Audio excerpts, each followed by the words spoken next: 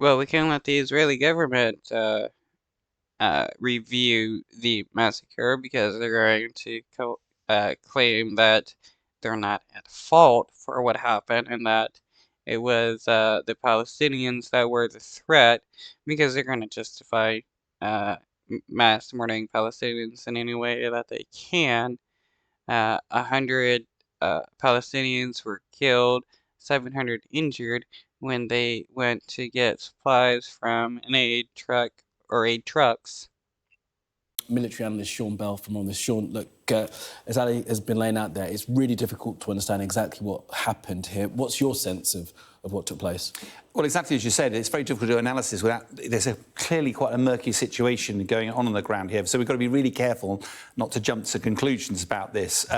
It appears that in northern Gaza, reports of 104 people killed, 280 wounded. It appears that a civil aid agency was trying to take aid and medicines and food and to west of Gaza City, and there's been some confusion about western Gaza City or down at Rafah. Now, the Palestinians claim that the Palestinians claim they were fired upon by the IDF, and that's how they.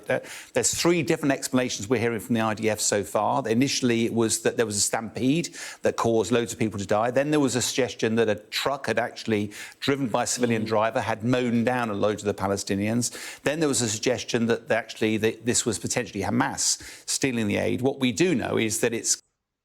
Wow, so the Israeli government is coming up with three different stories as to what the cause of it and why they reacted in the way they did. So that obviously shows that they're lying if they can't get a single story right. Clearly, aid distribution is very, very difficult. And the role of the military normally is to create a security environment to make sure it can't be looted and to make sure the aid gets those who need it most. Because often, tragically, those who are fit enough to loot are not the ones that the aid should be getting to. It should be getting to the sick, wounded, and people. Okay, but these people aren't looting. They're getting supplies that they need. Yeah, it's not in an orderly fashion like, people would hope. But, I mean, imagine being in the same situation. You're a father or mother of kids, or maybe you're the uncle or nephew or whatever. You know, you're looking to help your family get some food, and maybe you're the only one to help, and you're starving. So, how are you gonna act? You're gonna be kind of desperate. You're gonna kind of, you know, want to run towards the aid truck and, try to get as much food as you want. This isn't looting. This is people surviving. Who can't get to the aid truck. So it's not entirely clear how this actually manifested itself. And with the military being there during aid's delivery, what's their role? Well, normally it provides security, so they control the distribution of aid. And the first action when these things get out of control is that often they'll fire overhead, that sort of thing. We've seen already down in Rafah, we've seen regularly the aid trucks, people. So when starving people don't act like what the Israeli government wants them to act like, they threaten them with violence. Descending on them, starting to loot them. Now, it's worth putting in context, though. The Israeli, we're talking about potentially northern Gaza, where the fighting should have been finished.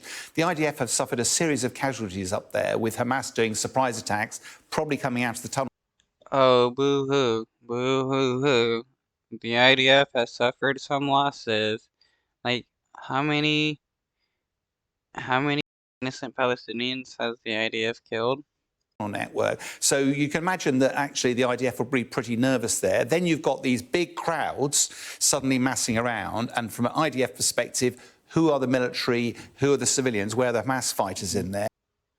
Okay, if there's a crowd of people and you can't tell who the enemy is, that doesn't mean you start firing upon everybody.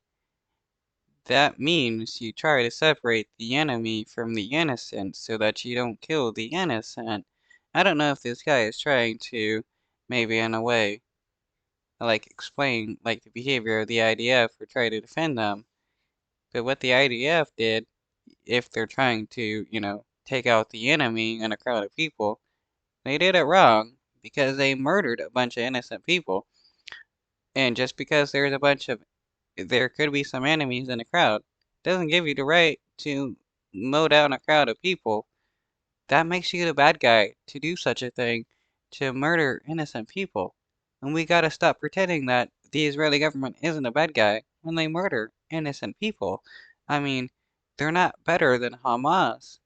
When Hamas murders innocent people, they're just as bad as Hamas and any other terrorist group that murders innocent people.